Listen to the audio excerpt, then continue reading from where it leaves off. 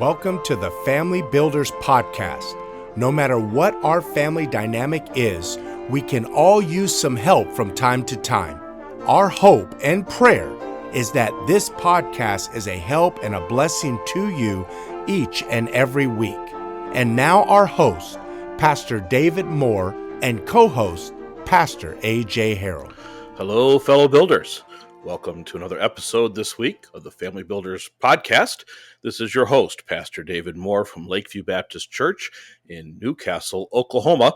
And this week, I'm flying solo. My faithful friend and co-host, Brother A.J. Harold, is this week engaged in activities that have kept him in a secluded, undisclosed location. He's got his kids at the annual regional student convention where they're competing in music and speech and arts and crafts and athletics. And so, of course, we're praying for the Harold family this week for God to do great things in their hearts and in their lives as the young people hone their talents that God has given them to use in the ministry. And praying for Brother AJ and his wife as they are crazy in the middle of it all with judging and with monitoring and helping the kids. And so that leaves me all by my lonesome, which is fine. I can handle that. I've got big shoulders. So this week, I hope you will be able to get something out of the podcast without Brother Harold's wonderful insight. We'll miss him. We'll look forward to him being back, Lord willing, on next week's episode. But for this week, it's just me. And I want to remind you of our email address, familybuilderspodcast@gmail.com. Please feel free to write us an email.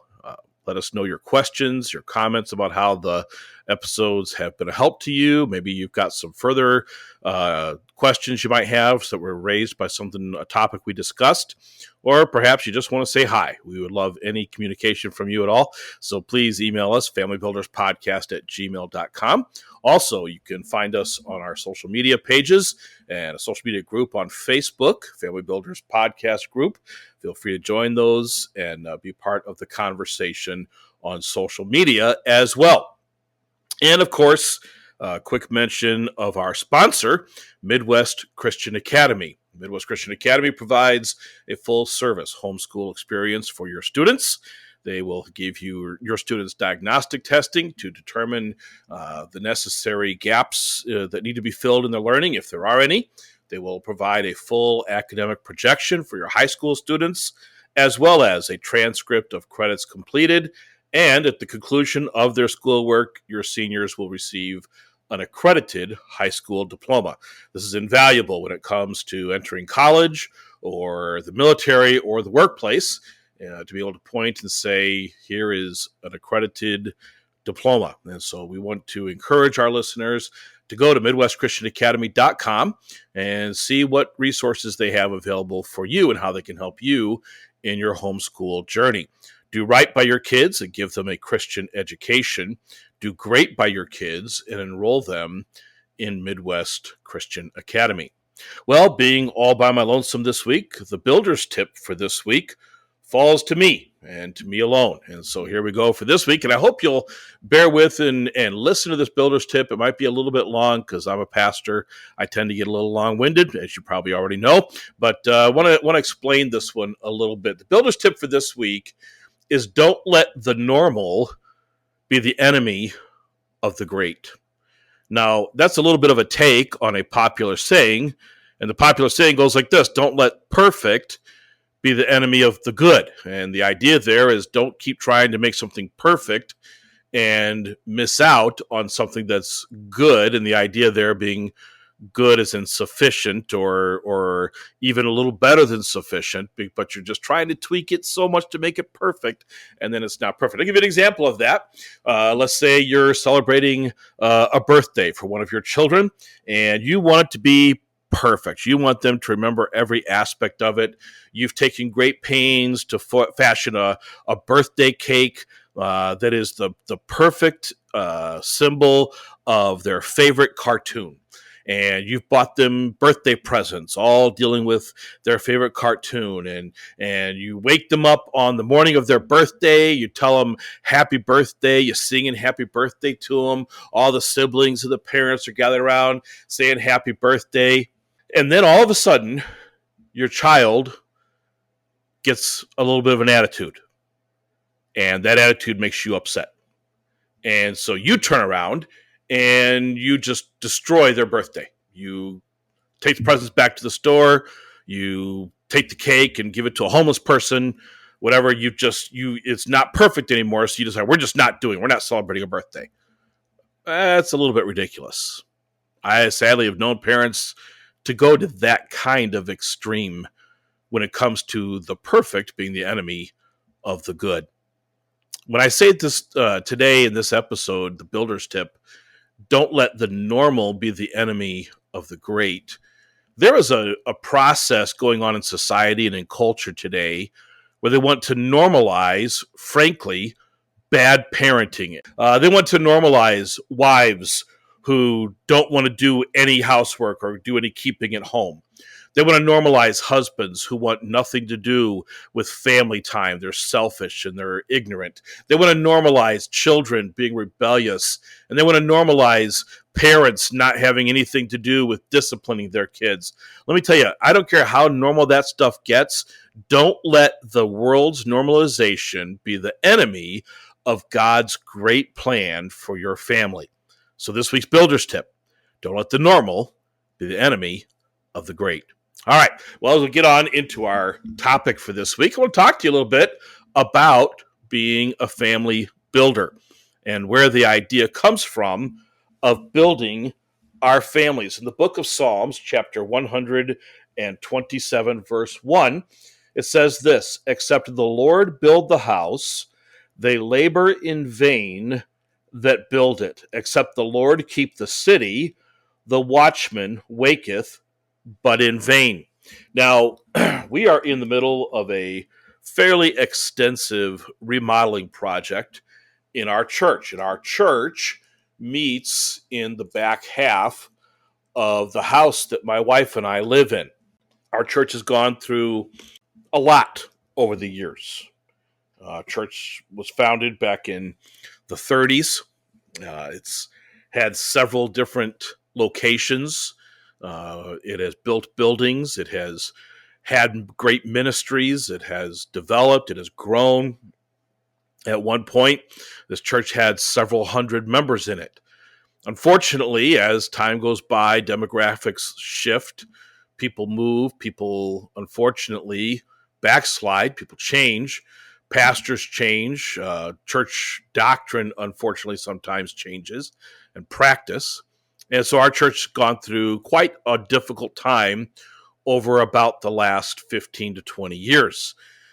The church was without a pastor for, I think, about 5 or 8 years, something like that, and had dwindled down to only about 10 people, most of whom were what we would classify as elderly.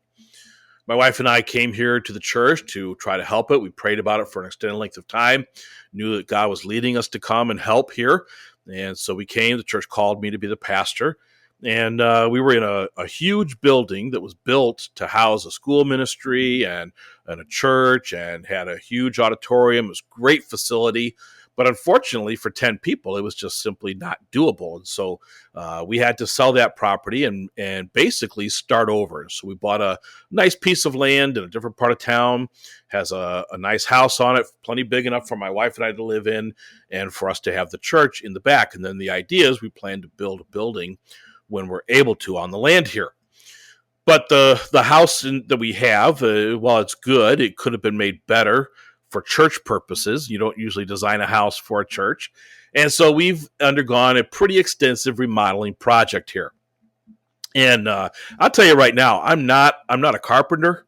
I'm not a plumber. I'm not an electrician. And I barely even know anybody who is. I mean, I'm not real handy, but I'm the pastor. And so I'm the one with the most time and the most access to be able to do something. So a lot of it, I'm on YouTube and I'm looking up videos on how to do things, and I've got some experience. I've done a few carpentry things here, a few plumbing things here, a few electrical things there, and I know enough that with some help and some work and just a lot of sweat equity, as it were, we've been able to build some walls and take down some walls, and we're hanging sheetrock. We've had plumbers come in and do the pretty extensive plumbing. We basically have converted what was a huge master bedroom, master bathroom, and walk-in closet suite into a hallway, a sound room, a storage room, a nursery, and 2 bathrooms for our church. And it's a massive improvement in the layout for it to be used as a church. And we're doing all the work that we can do ourselves. And I will tell you, one thing I have found is I'll watch a video on YouTube on how to do something, and I'll realize I can't do it that way, either because of what's already there or because of the limits of my access to tools or my knowledge. And so I'm not able to go and do it the way they are able to do it. But here's what I've discovered. And this is going to sound bad, but it's true. Drywall and paint cover a multitude of sins. No matter how crooked of a board I put up for a stud in the wall, no matter how off I might have been on measuring where that stud was supposed to go, no matter how badly I might have done nailing that board into place, at the end of the day, it's going to be covered with sheetrock. The sheetrock's going to be covered with drywall mud and paint, and no one's going to ever see that board and know what I did there. But it still has to be structural.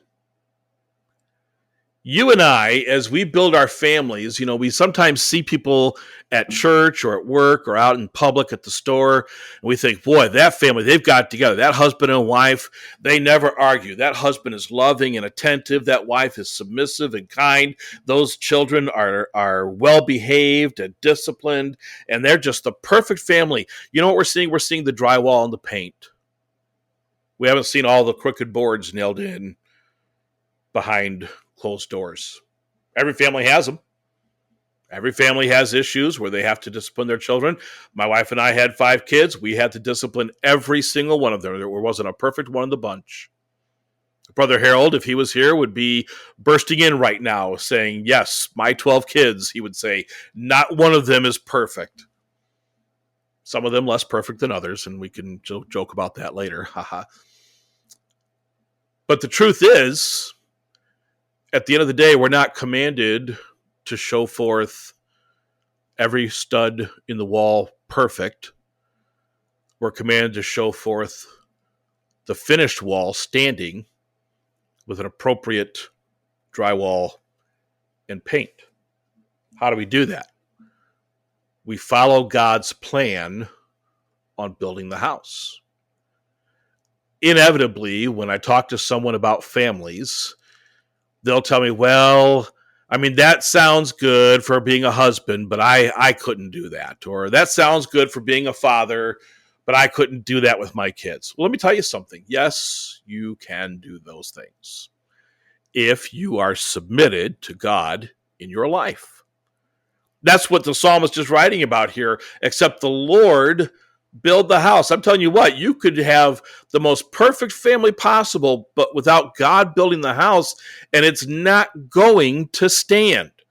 Just like, as he goes on in the rest of the verse, he says, except the Lord keep the city, the watchman waketh, but in vain. He's talking about a city where there's an armed guard watching and walking around, watching for the enemy. But if the Lord's not keeping the city, it doesn't matter how watchful that armed guard is, he won't be able to protect the city. Except the Lord build the house, they labor in vain. The only thing Brother Harold and I are trying to do, we're not trying to get families to have marriages like the marriages we have with our wives. We're not trying to get parents to raise kids, quote, the way we raised our kids, unquote. We're trying to help you build your family in Jesus Christ so that your house will stand. Except the Lord build the house, they labor in vain. Let me give you a couple of very quick real-world applications that you can use to make sure God is the one building your house. Number one, make sure that you elevate God's plan above man's ideas. We live in a social media era, and social media is great. It can be great when properly used. Social media is a tool. I've heard people say before, well, social media ruined my life. No, it didn't. The use of social media ruined your life. Social media is an inanimate object. It does not have a motivation. It is a tool that can be used for good or used for evil. Sadly, most often it is used for evil. And what I mean by that is I see in the church world, of course, being a pastor, I see social media often used by people to denigrate God's plan for the local church. Talking bad about pastors, talking bad about churches, talking bad about doctrine taught in the scriptures. And it always revolves around the same idea. It always revolves around, oh, I'm better than this person, or I like it this way. And so I've tweaked and made things the way I like them. And so this is perfect. Let me tell you something. Except the Lord build the house, they labor in vain. They labor in vain. Imagine a church. It's no surprise seeing what happens today when you read in the book of Revelation and the Lord says, Jesus says, behold, I stand at the door and knock. Imagine a so-called church, but Jesus is standing there knocking saying, could I come in? And they're like, no, you'd really cramp our style. I don't feel like we could treat the word of God the way we treat it if Jesus was here. I don't feel like we could appeal to the masses the way we do if Jesus was here. And so Jesus is kept without of what should be his own church.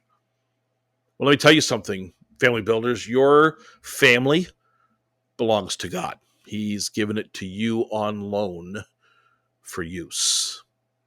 It's still his. Your marriage, you better have God in the middle of your marriage, or you're laboring in vain. I don't care if you're the greatest husband in the world, never forgot a birthday, never forgot an anniversary, never woke up grumpy and spoke a cross word, always does the dishes and takes out the garbage and does the laundry. In fact, at that point, I'm not sure you're a husband. You might be a maid. No, I'm just kidding. I don't care if you do all those things. You're a perfect husband. If you aren't leading your family in following Jesus Christ, your labor's in vain. I don't care if you're a perfect wife. The 1950s ideal of the woman with the nice dress and the high heels and the makeup, and the kids are sitting at the table cleaned and perfect, and the table is set and dinner's ready, and the husband comes home from work and the wife greets him with a kiss and a hug, and then has him sit down and feeds the family with the meal she prepared, and then does the dishes and just takes care of the whole house, takes care of the whole family, is loving and kind and presents herself properly. I don't care if you're that perfect. If you aren't a biblical wife, your labor's in vain. Parents, without Jesus Christ being the target of where you're leading your children to, your parenting is in vain.